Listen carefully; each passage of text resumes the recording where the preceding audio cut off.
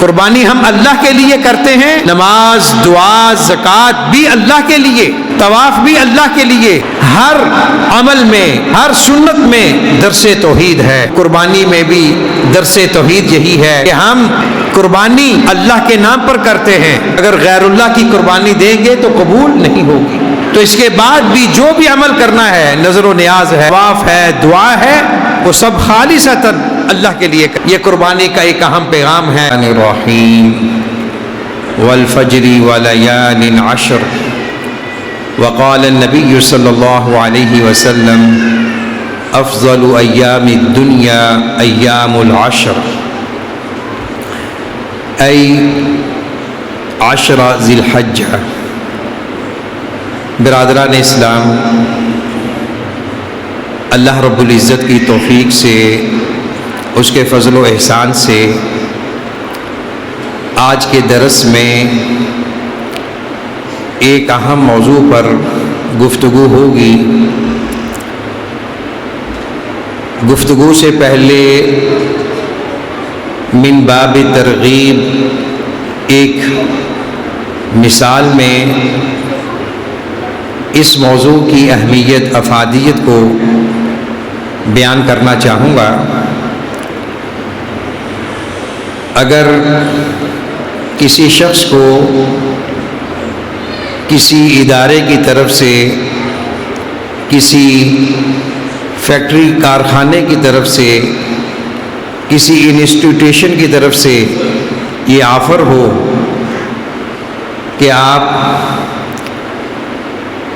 سال کی بجائے جو 10 دن ہیں اس میں آپ اچھی طرح کام کریں تو آپ کو پورے سال کی جو آپ کی مزدوری ہے اور جو آپ کی خدمات کا معاوضہ ہے وہ آپ کو ادا کیا جائے گا۔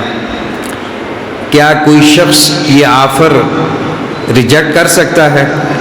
اس کو رد کر سکتا ہے؟ ہرگز نہیں۔ بلکہ جو بیمار ہیں، بوڑھے ہیں، وہ بھی کوشش کریں گے کہ ہم اس آفر کو ضائع نہ ہونے دیں، ہر طرح اس آفر کو قبول کریں۔ یعنی 10 دن ایک طرف اور سارے سال کی کمائی ایک طرف۔ ایمانی، روحانی، اخلاقی اعتبار سے اللہ رب العزت نے کچھ ایسے مواقع مقرر فرمائے ہوئے ہیں کہ جن دنوں اور راتوں میں انسان اللہ کی عبادت کر کے اللہ کا قرب حاصل کر سکتا ہے اور دنیا اور آخرت کی سعادتوں کو اور نجات کو سمیٹ سکتا ہے۔ امام ابو عثمان النہدی رحمہ اللہ، ان کا یہ قول ہے کہ ہمارے اسلاف امت 3 اشروں میں انتہائی دلچسپی سے، انہماک سے، توجہ سے عبادت کرتے تھے۔ یعنی باقی مہینوں، راتوں اور دنوں کی نسبت 3 اشروں میں خوب دل لگا کر، جم کر، اطمینان سے، اجر و ثواب کی نیت سے وہ اللہ کی خوب عبادت کرتے تھے۔ وہ 3 اشرے کون سے ہیں؟ عشرہ ذو الحج، جو تقریباً 8-10 دنوں کے بعد طلوع ہونے والا ہے، اور دوسرا محرم کا پہلا، اور رمضان المبارک کا آخری عشرہ۔ یہ 3 عشرے دوسرے دنوں کی نسبت امتیازی حیثیت کے حامل ہیں۔ تو جو سایہ فگن ہونے والا عشرہ ذو الحج ہے، اس میں ہم نے کیا کرنا ہے اور ان ایام کی عظمت فضیلت کیا ہے، اس سوال کا جواب آج کی گفتگو میں اختصار کے ساتھ دیا جائے گا۔ سب سے پہلے یہ 10 دن جس کو ہم ذو الحج کے ابتدائی 10 دن کہتے ہیں، یہ وہ مبارک دن ہے کہ اللہ رب العزت نے ان مبارک دنوں کی راتوں کی قسم اٹھائی ہے، والفجر ولیال عشر، فجر کی قسم اور 10 راتوں کی قسم۔ وہ 10 راتیں جمہور مفسرین کے نزدیک یہ ذوالحج کی 10 راتیں ہیں۔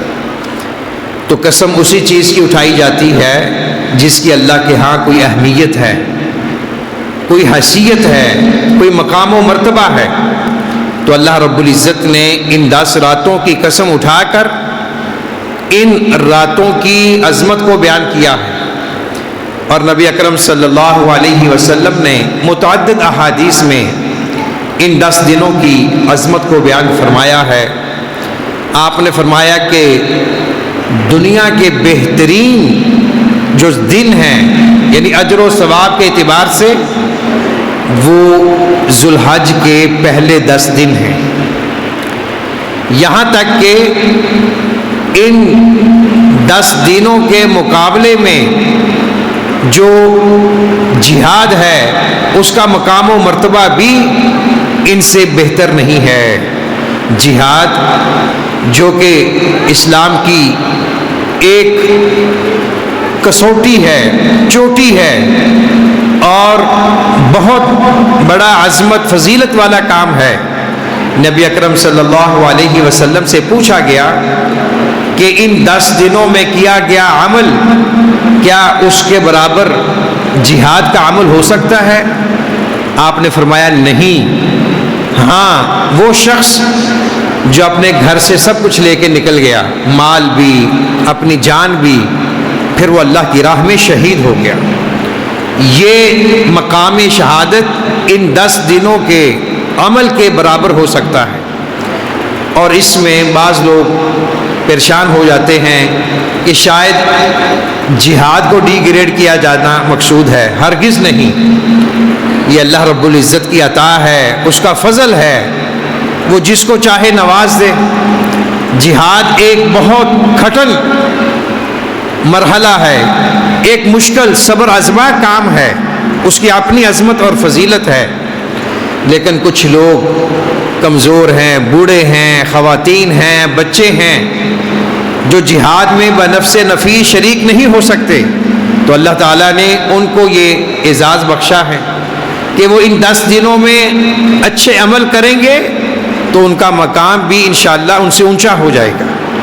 تو یہ جو 10 دن آنے والے ہیں، ہم اس انداز میں گزاریں کہ اللہ رب العزت کا تقرب حاصل کریں، اللہ کی خوشنودی حاصل کریں، اور ہر وہ نیک عمل کریں جو ہم کر سکتے ہیں۔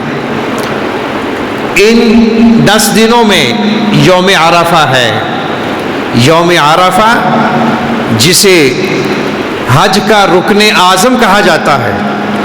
یوم عرفہ کا دن اللہ کے ہاں بہت ہی محبوب ہے۔ اس دن اللہ تعالیٰ لوگوں کے لیے مغفرت کا پروانہ عطا کرتے ہیں، اور فرشتوں کے ساتھ اللہ تعالیٰ مباحات کرتے ہیں، خوش ہوتے ہیں کہ دیکھو میرے لوگ، میرے بندے کہاں جمع ہوئے ہیں، اللہ کی رضا چاہتے ہوئے، اللہ کا تقرب چاہتے ہوئے۔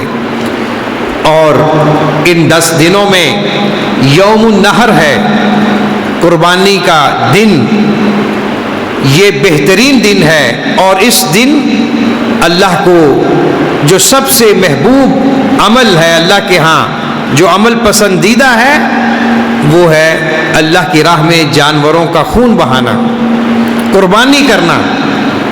یہ بھی ان 10 دنوں کا آخری دن ہے، یعنی 10ویں ذی الحج جو عید الاضحیٰ کا دن ہوتا ہے، اس کے بعد 3 دن ہیں قربانی کے۔ تو قربانی کا دن، بلکہ قربانی کا آغاز بھی عشرہ ذی الحج کے آخری دن سے ہوتا ہے، اور یہ عمل بھی اللہ کو بہت ہی محبوب ہے۔ اب آئیے گفتگو کے دوسرے حصے کی طرف۔ ان 10 دنوں میں ہم نے کیا کرنا ہے، کیا کرنا چاہیے؟ سب سے پہلے تو اپنی نیت کو، اپنے ارادوں کو مخلص بنائیں، اور اللہ رب العزت سے یہ وعدہ کریں کہ ہم نے جو بھی عمل کرنا ہے اللہ کی رضا کے لیے کرنا ہے، اللہ کی خوشنودی کے لیے کرنا ہے۔ تو ان 10 دنوں میں جو اعمال کرنا مستحب ہیں اور ان کا بہت اجر و ثواب ہے، ان میں سر فہرست عمرہ اور حج ہے۔ عمرہ دوسرے عمرے تک کفارہ ہے گناہوں کا، غلطیوں کا، غفلتوں کا، اور حج والحج المبرور لیس لہ جزاء الا الجنہ، حج کی سعادت جسے مل جائے اس کے گناہ معاف ہو جاتے ہیں۔ ہمیں اللہ رب العزت کے حضور دعا کرنی چاہیے کہ اللہ تعالی ہمیں بار بار عمرے کی سعادت نصیب فرمائے، حج کی سعادت نصیب فرمائے۔ حج ان لوگوں سے پوچھیں جو 2 سال سے تڑپ رہے ہیں، بلکہ کئی سالوں سے ان کی خواہش ہے لیکن باری نہیں آ رہی، نمبر نہیں آ رہا۔ کچھ پہلے اپنی سستیاں تھیں، کچھ مالی کمزوریاں تھیں، اب کچھ بین الاقوامی مسائل بن چکے ہیں۔ تو اللہ رب العزت ہمیں بیت اللہ کی زیارت نصیب فرمائے، عمرہ کی سعادت نصیب فرمائے۔ دعا کرتے رہنا چاہیے، پتہ نہیں اللہ تعالیٰ یہ سعادت کب اور کس وقت عطا فرما دے۔ اللہ کے حضور، اللہ کے دربار میں انسان انتہائی عاجزی کے ساتھ، انکساری کے ساتھ، ذوق اور شوق کے ساتھ، تڑپ کے ساتھ اللہ سے مانگتا رہے، اے اللہ مجھے اپنے گھر کی زیارت کرا دے، مجھے عمرے کی سعادت نصیب فرما۔ انشاءاللہ یہ دعائیں قبول ہوں گی۔ اس کے بعد ان 10 دنوں میں جو عمل کرنا مستحب ہے، مسنون ہے، وہ ہے روزے رکھنا۔ نبی اکرم صلی اللہ علیہ وسلم کے بارے آتا ہے، کان یصوم 9 العشر یا 9 ذی الحجہ، کہ آپ 9 روزے رکھتے تھے۔ ذوالحج کے جو پہلے 9 دن ہیں ان میں روزہ رکھنا مسنون ہے۔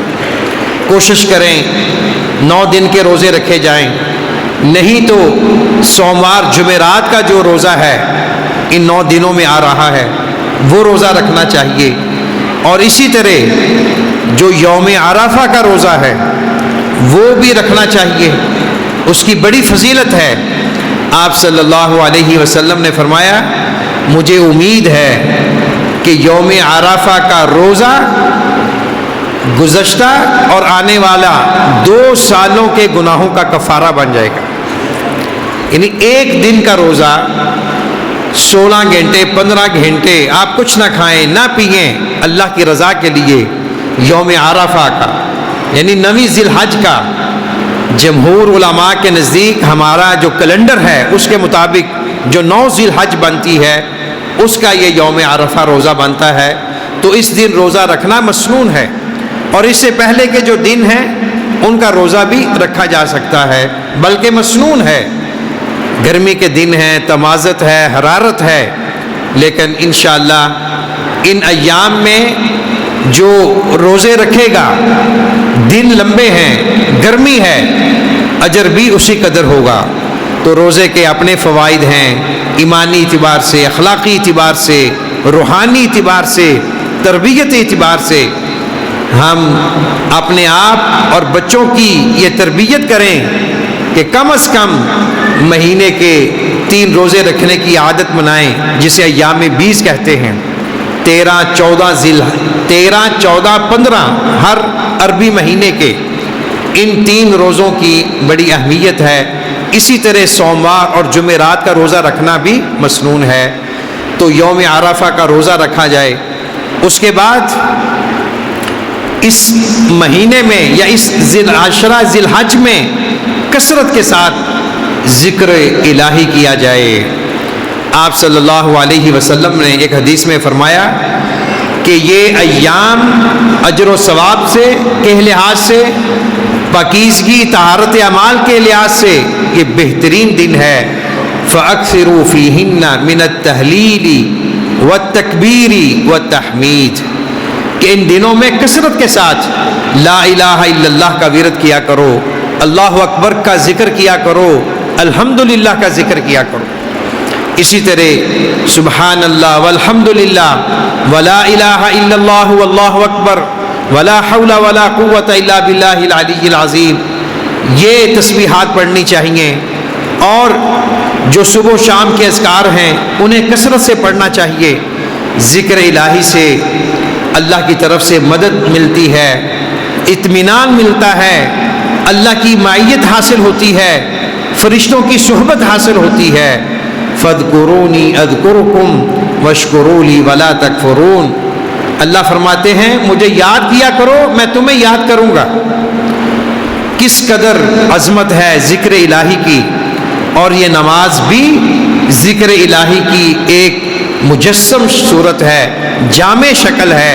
وَأَقِمِ الصَّلَاةَ لِذِكْرِي، نماز قائم کیجئے میرے ذکر کے لیے یا مجھے یاد کرتے ہوئے۔ نماز میں بندہ مومن اس کا سارا وجود، اس کے تخیلات، اس کے افکار اور اس کی قلبی کیفیت، اس کی ظاہری حالت، اس کا سارا وجود اللہ کے ذکر میں مشغول ہوتا ہے۔ اس لیے نماز کو اللہ رب العزت نے ذکر سے تعبیر کیا ہے، اور یہ نماز، یہ ذکر برائی سے روکتا ہے، بے حیائی سے روکتا ہے۔ ان الصلاۃ تنہی عن الفحشاء والمنکر ولذکر اللہ اکبر۔ تو اللہ کا ذکر سب سے بڑا ہے۔ اللہ کا ذکر سے انسان کی مشکلات ختم ہوتی ہیں، اس کی ڈپریشن، ٹینشن ختم ہوتی ہے۔ آپ آزما کے دیکھ لیں، اگر مصیبت ہے، پریشانی ہے، ٹینشن ہے، آپ ذکر کریں گے اللہ کی طرف سے مدد حاصل ہوگی، سکون حاصل ہوگا۔ تو ان دنوں میں خصوصیت کے ساتھ تسبیحات کا ذکر کرنا چاہیے۔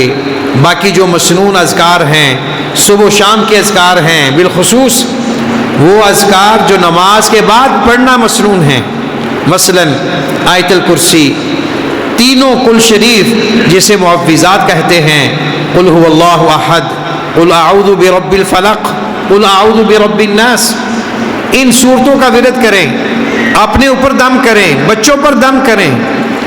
آج کتنے گھروں میں یہ پریشانی ہے، کوئی بچہ بیمار ہے، کسی کو سائے کی شکایت ہے، کسی کو جادو کی شکایت ہے، کوئی کسی اور پرابلم میں مبتلا ہے، تو ان چیزوں کا، ان مسائل کا ایک بہترین حل ذکر ہے۔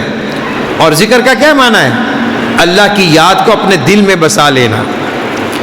جس دل میں اللہ کی یاد ہوگی وہ برائیوں سے محفوظ ہوگا، وہ اچھائی کی طرف راغب ہوگا، اس کے دل میں اللہ کی محبت ہوگی، آخرت کی محبت ہوگی، جہنم سے آزادی کا اس کے دل میں جذبہ ہوگا، اور جنت کے حصول کا ایک جذبہ ہوگا، ایک تڑپ ہوگی۔ تو ذکر الہی بہترین ذکر قرآن حکیم ہے۔ اور ایک حدیث میں اللہ کے رسول صلی اللہ علیہ وسلم نے فرمایا، افضل الذکر لا الہ الا اللہ، اور فرمایا الحمدللہ بھی ذکر ہے، سبحان اللہ بھی ذکر ہے، تسبیحات جو جسے ہم 4 تسبیحات کہتے ہیں، سبحان اللہ والحمدللہ ولا الہ الا اللہ واللہ اکبر، اس کا آغاز کہیں سے بھی کر لیا جائے، ان کی اپنی عظمت ہے، اور یہ جنت میں لے جانے والے اذکار ہیں۔ تو ہم اپنے آپ کو، اپنے گھر والوں کو ذکر کا عادی بنائیں، پابند کریں۔ قرآن حکیم کی تلاوت بہترین ذکر ہے۔ انا نحن نزلنا الذکر وانا لہ لحافظون، قرآن حکیم کو اللہ تعالیٰ نے ذکر سے تعبیر کیا ہے، اور فرمایا ومن اعرض عن ذکری فإن له معیشة ضنکا ونحشرہ یوم القیامۃ اعمیٰ، جو میرے ذکر سے اعراض کرے گا، منہ موڑے گا، میں اس کی معیشت کو، اس کے رزق کو تنگ کر دوں گا۔ تو رزق کے حصول کا ایک ذریعہ قرآن حکیم کی تلاوت ہے، درود شریف کا اہتمام کیا جائے، یہ ذکر کی بہترین شکل ہے۔ نبی اکرم صلی اللہ علیہ وسلم کے ساتھ اظہار محبت کا ایک عظیم مظہر ہے۔ جو شخص آپ کی ذات پر درود نہیں پڑھتا، اس کے دل میں نفاق ہے، اس کے دل میں شیطان کا غلبہ ہے۔ نبی اکرم صلی اللہ علیہ وسلم کا نام مبارک آئے، صلی اللہ علیہ وسلم کہنا چاہیے، درود ابراہیمی پڑھنا چاہیے، اور جو مختصر درود ہیں وہ بھی پڑھے جا سکتے ہیں. اللہم صلی علی محمد وعلی آل محمد. جمعے کے دن بالخصوص جو درود شریف پڑھتا ہے اللہ تعالیٰ اسے غموں سے، پریشانیوں سے، مشکلات سے نجات عطا فرماتے ہیں.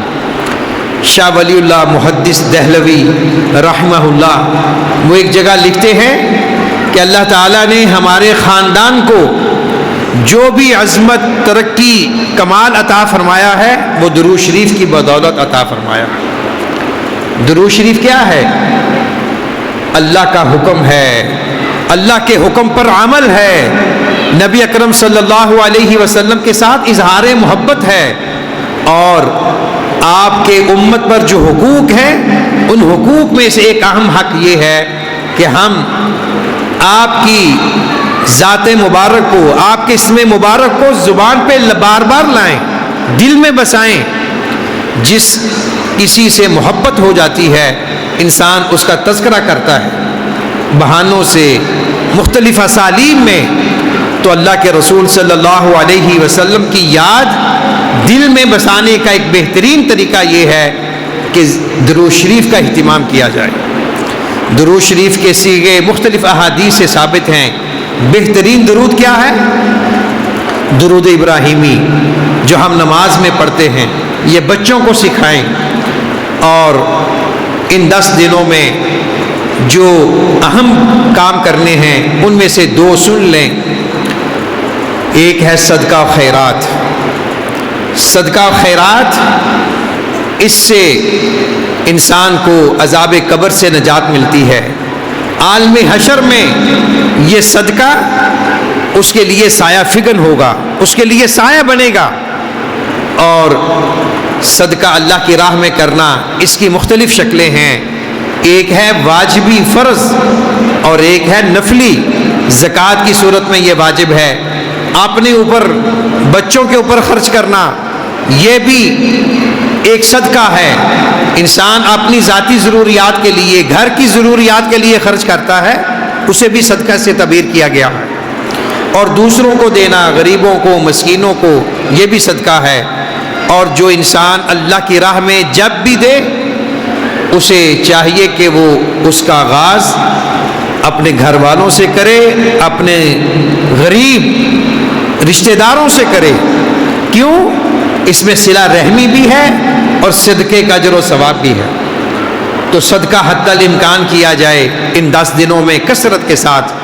اور آخری عمل جو بڑے اہتمام سے اور بڑی دلچسپی سے، بڑی محبت سے پورا عالم اسلام کرتا ہے وہ ہے قربانی کا عمل. قربانی سنت ہے، واجب ہے. اس علمی بحث میں پڑھنے کی بجائے ہمارے ذہنوں میں یہ ہونا چاہیے کہ یہ رسول اللہ صلی اللہ علیہ وسلم کی وہ سنت ہے کہ جس سے آپ نے مسلسل کیا ہے. مدینہ منورہ میں 10 سال آپ رہے اور آپ ہر سال اللہ کی راہ میں قربانی کرتے رہے. قربانی کے بڑے فضائل ہیں، بڑی عظمت ہے. تو ہمیں یہ جذبہ ہمارے اندر ہونا چاہیے کہ اللہ کے رسول صلی اللہ علیہ وسلم کی سنت ہے. اگرچہ بعض علماء نے اسے واجب کہا ہے، لیکن محدثین کی جمہور جماعت کے نزدیک یہ سنت ہے. اور یہ ایسی سنت ہے جو اسے ادا نہیں کرے گا وہ بڑی سعادت سے محروم رہے گا، وہ اجر و ثواب سے محروم رہے گا. تو قربانی کرتے ہوئے انسان کو جو باتیں مد نظر رکھنی ہیں، سب سے پہلے یہ جذبہ ہو کہ اس قربانی کے ذریعے میں نے اللہ کا قرب حاصل کرنا ہے، میں نے اللہ کی محبت حاصل کرنی ہے. نمود و نمائش نہ ہو، اور اسی طرح اپنی استطاعت سے بڑھ کر نہ ہو. اگر کوئی قربانی نہیں کر سکتا نہ کرے، اس پر کوئی گناہ نہیں ہے. اور جس کے پاس اللہ نے استطاعت رکھی ہے، طاقت دی ہے، وہ اپنی استطاعت کے مطابق قربانی کرے اور اس کا گوشت خود بھی کھائے، مساکین کو کھلائے، رشتہ داروں کو دے، بالخصوص ان گھروں میں پہنچائے جہاں لوگ گوشت کھانے کو ترستے ہیں. ان کو مہینوں کے بعد گوشت نظر آتا ہے، ایسے گھروں میں گوشت پہنچانا چاہیے۔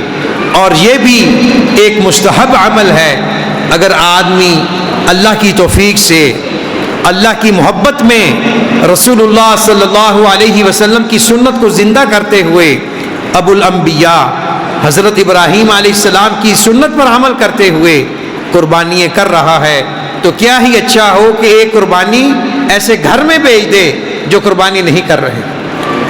قربانی کا عمل بھی ہو جائے گا، اسے ثواب بھی ملے گا اور صلہ رحمی بھی ہو جائے گی، اور وہ بچے بھی خوش ہو جائیں گے۔ تو ہمیں چاہیے کہ ہم نمود و نمائش کے بغیر صرف اور صرف اللہ کی رضا کے لیے قربانی کریں، اور قربانی کرتے ہوئے یہ آیت ہمارے سامنے رہنی چاہیے، قُلْ إِنَّ صَلَاتِي وَنُسُكِي وَمَحْيَايَ وَمَمَاتِي لِلَّهِ رَبِّ الْعَالَمِينَ۔ آپ کہہ دیجئے میری نماز، میری قربانی، میرے مناسک، میری عبادت، میری زندگی، میرا مرنا سب اللہ کے لیے ہے۔ قربانی ہم اللہ کے لیے کرتے ہیں، نماز، دعا، زکوٰۃ بھی اللہ کے لیے، طواف بھی اللہ کے لیے، ہر عمل میں، ہر سنت میں درس توحید ہے۔ تو قربانی میں بھی درس توحید یہی ہے کہ ہم قربانی اللہ کے نام پر کرتے ہیں، اگر غیر اللہ کی قربانی دیں گے تو قبول نہیں ہوگی۔ تو اس کے بعد بھی جو بھی عمل کرنا ہے، نظر و نیاز ہے، طواف ہے، دعا ہے، وہ سب خالصتاً اللہ کے لیے کریں۔ یہ قربانی کا ایک اہم پیغام ہے۔ اور قربانی کے حوالے سے بعض لوگ شکوک و شبہات پیدا کرتے ہیں کہ اس کی بجائے پیسے دے دیے جائیں، کسی کی شادی کر دی جائے، یہ غلط خیال ہے۔ قربانی کا تعلق جانوروں کے ساتھ ہے، ان کو خرید کر اور ان کو پال کر اللہ کی راہ میں قربان کرنا، یہ قربانی کا فلسفہ ہے۔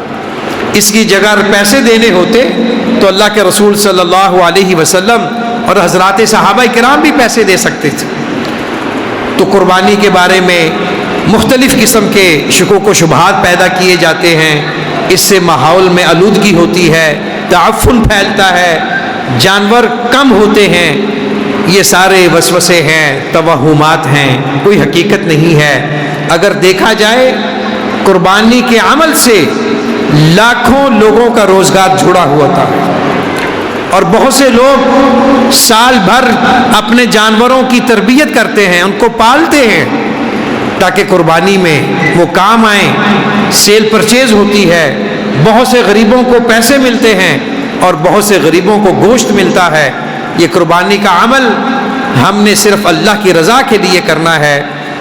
محترم حضرات، خلاصہ گفتگو یہ ہے کہ تقریباً ہفتہ عشرہ کے بعد جو عشرہ ذوالحج طلوع ہونے والا ہے، بڑی اہمیت کا حامل ہے۔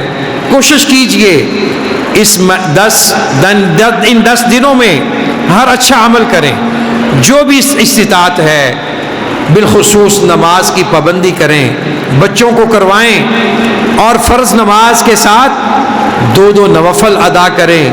اس میں بڑی برکتیں ہوگی۔ جتنا اللہ نے دیا ہے اللہ کی راہ میں خرچ کریں، صلہ رحمی کریں۔ جو ہمارے رویوں کی وجہ سے، ہمارے غلط کاموں کی وجہ سے ہمارے رشتہ دار روٹھے ہوئے ہیں، یا اپنی ضد انانیت کی وجہ سے وہ ہم سے منہ توڑے ہوئے ہیں، ان کے ساتھ دست تعاون کیجئے، دست مصالحت بڑھائیں، ان کے ساتھ صلہ رحمی کریں۔ اور صلہ رحمی اصل میں یہی ہے کہ جو ہم سے ناراض ہے اس کو خوش کیا جائے۔ یہ صلہ رحمی نہیں ہے میرے گھر کوئی آتا ہے تو میں جاؤں گا، نہیں آتا تو میں نہیں جاؤں گا، اگر مجھے کسی نے کھانا کھلایا ہے تو کھلاؤں گا ورنہ نہیں کھلاؤں گا۔ یہ صلہ رحمی نہیں ہے، یہ صلہ رحمی کا جواب ہے۔ اصل صلہ رحمی یہ ہے کہ جو آپ کے ساتھ ناراض ہے آپ اس کو خوش کریں، اس سے صلح کریں، اس کے جو شکوک و شبہات ہیں اس کا ازالہ کریں، صرف اور صرف اللہ کی رضا کے لیے۔ بعض لوگ پوچھتے ہیں ہم ملتے ہیں وہ نہیں ملتے، بھئی آپ ملتے رہیں۔ سل من قطعک واعطی من حرمک واعف عمن ظلمک۔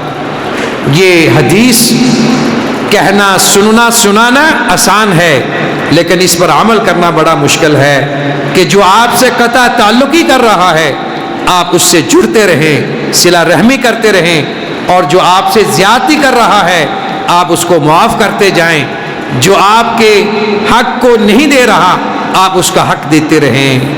یہ فلسفہ زندگی ہے، یہ ہمارے دین کا نچوڑ ہے۔ اللہ رب العزت ہمیں خلوص کے ساتھ ان دنوں کا استقبال کرنے کی توفیق نصیب فرمائے۔ اللہ تعالی ہمیں مسجدوں کو آباد کرنے کی توفیق نصیب فرمائے۔ اللہ تعالی ہمیں معاشرے میں خیر پھیلانے کی توفیق عطا فرمائے۔ جو فوت ہو چکے ہیں اللہ تعالیٰ ان کی بخشش فرمائے، جو بیمار ہیں اللہ تعالیٰ ان سب کو صحت کاملہ عاجلہ عطا فرمائے۔ وآخر دعوانا ان الحمد للہ رب العالمین۔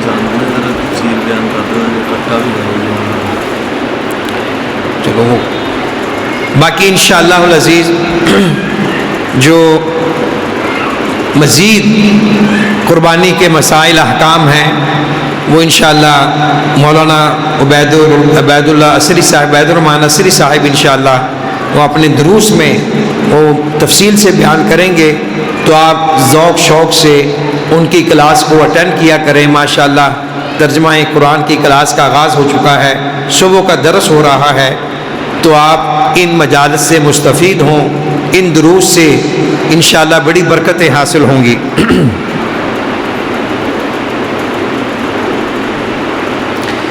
تو یہ ایک اعلان ہے کہ حافظ عبدالرؤف صاحب FIF والے بعد نماز مغرب عشاء درس ہوگا ان کا، کبوتروں والا چوک غلام محمد آباد میں۔